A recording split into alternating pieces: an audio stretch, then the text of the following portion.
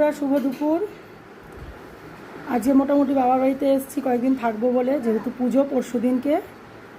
আর কী কী দিয়ে যে ভাত খাবো চলো তোমাদের দেখাই। আর এখানে আমার সোনাই কী দিয়ে ভাত খাচ্ছে চলো তোমাদেরকে দেখাই। এই যে ঢঙ্গি মাসি দই দিয়ে ভাত খাচ্ছে একা একা, কিন্তু কতটা যে ওর পেটে যাবে তার নেই ঠিক। এই যে কচু বাটা, এটা আমার আবদারে আজকে হয়েছে। আমি বলেছিলাম আমার জন্য একটু কচু বাটা করতে, যেহেতু জ্বর, মুখে কোনো স্বাদ নেই, সঙ্গে পেঁয়াজ। আর ওরা একটু পানিহাটি গঙ্গায় গেছিলো বলে আমার জন্য একটুখানি টক আলুর দম এনেছে, চিংড়ি পটলের তরকারি। সর্ষে বাটাটা এত ঝাঁজ যে নাক ঠাক জ্বলে যাচ্ছে। এই যে ইলিশ মাছ, 2 পিস ইলিশ মাছ, আর সঙ্গে এই রুই মাছের মাথা, সঙ্গে চাটনি। এই যে এখনও শেষ হয়নি কিন্তু আমাদের ঢঙ্গি মাসির খাওয়া দাওয়া, দেখো কেমন লাগছে, পুরো ভূতের মতন।